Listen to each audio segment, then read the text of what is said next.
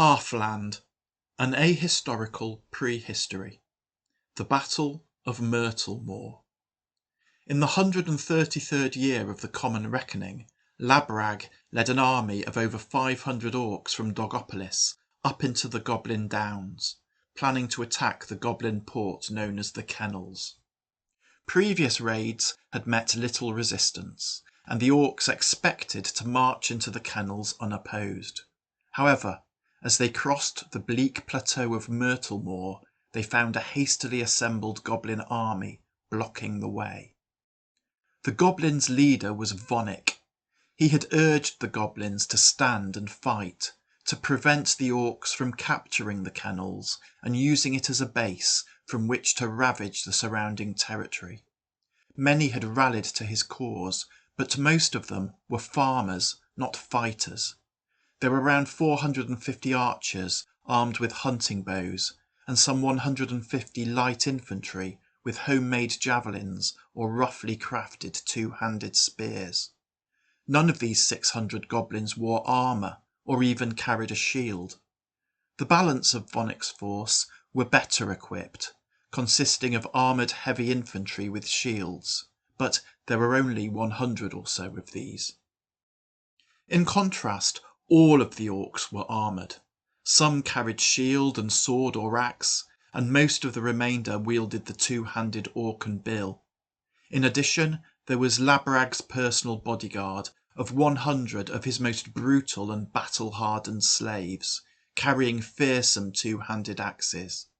Labrag himself rode upon a great wolf, but while there may have been one or two other orcs so mounted, the overwhelming majority of the orcs at Myrtlemoor fought on foot. Vonik had chosen his ground well. At this point, the Myrtlemoor was bisected by a low and broken ridge. Although this was by no means lofty, it was somewhat drier than the surrounding peat bog, and the hills constituting it were crowned by patches of stunted and straggling trees.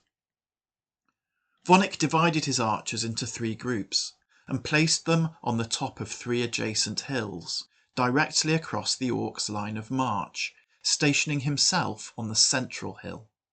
In the dips between the hills he placed his infantry, the light infantry in the dip to his left and the heavy infantry in the dip to his right.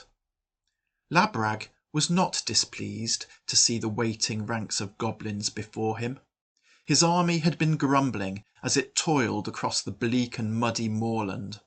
Slaughtering several hundred goblins would raise the spirits of the troops and keep their sword arms in shape. He formed the orcs into 3 companies, which advanced in line abreast, closely followed by Labrag and his bodyguard. Vonik watched them come on. The Orcan attack was directed at his centre and left. He therefore ordered the goblin archers on his right to descend from their hilltop and take up a position where they could loose arrows into the orcs' left flank. Still the orcs came on, now within bowshot of the goblin archers waiting on the hilltops before them. The goblin drums sounded, and the goblin archers nocked their arrows. Again the drums boomed, and the goblin bows were bent. And on the 3rd drum beat a swarm of goblin arrows hissed into the air, descending in a stinging mass into the Orcan ranks. Anticipating that they might encounter some archery, the orcs had placed those of their number with shields in the front ranks. Many arrows did lodge in shields or bounce off Orcan armour, but some managed to find their mark. 3 more times the drums resounded, and another cloud of arrows rained into the Orcan lines. Gaps started to open, and some of the orcs started to fall back. And the goblin archers on the Orcan left continued to advance menacingly.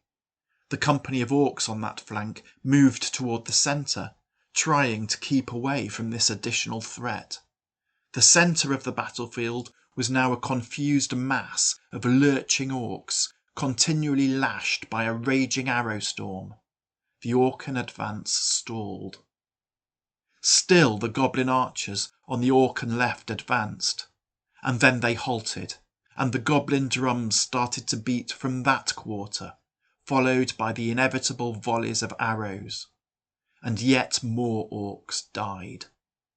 And as more and more orcs started to fall back, Vonic ordered the goblin archers in the centre to move down from their hilltop, flanked by the goblin infantry, looking to finish the job.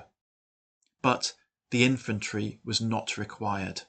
As the goblin centre advanced, the archers on the flanks continued to pour a merciless stream of arrows into the orcs, and Labrag fell from the back of his great wolf with a goblin arrow embedded deep in his throat.